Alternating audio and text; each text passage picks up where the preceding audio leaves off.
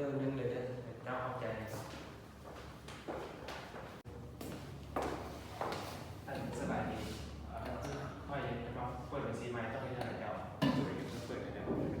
ซื้ออย่างกับซื้อสุภาษัยเนาะบ้านมีเสร็จบ้านโรงการเพราะว่าต้องตูนเจ้า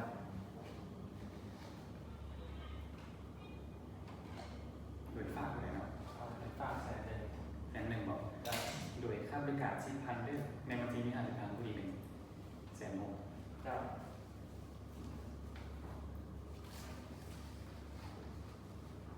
เซ็นยั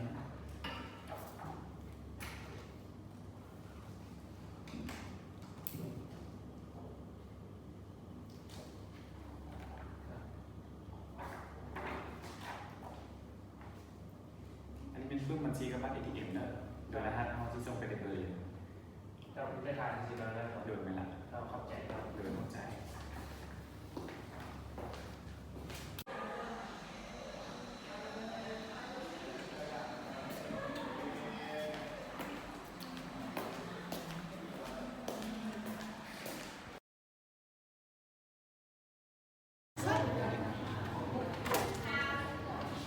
เป็นเรื่องของเปิดทางกูมีเงินเขาล็อกเป็นผู้ยืมนอกระบบก่อนผู้ยืมนอกระบบนี้มันเป็นแพงเลยใส่บัญชีอะไรผู้ยืมธนาคารมาใส่ลองไปเบิ้ล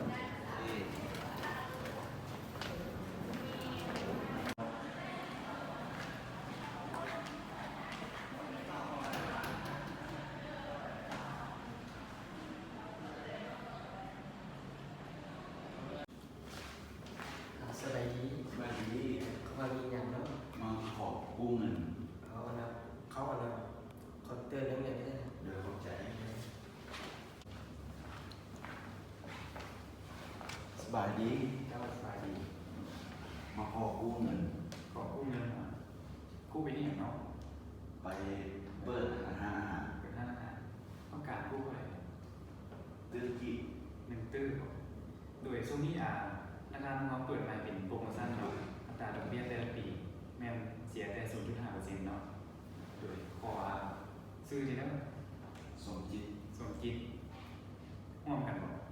โดยซื้ออย่าง มันทัศน์ ทำใจบ้านกันเนาะ บ้านเราเนี่ย ตำแหน่งบ้านเดียวกันเนาะ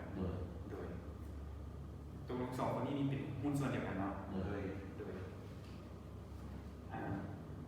เขาจะมีเอกสารเซ็นเนาะเซ็นครับ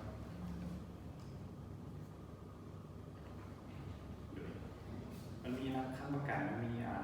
ใบตัดดิบหรือว่ารถอีกเอาค่ากัน เข้าไปกันดีไหม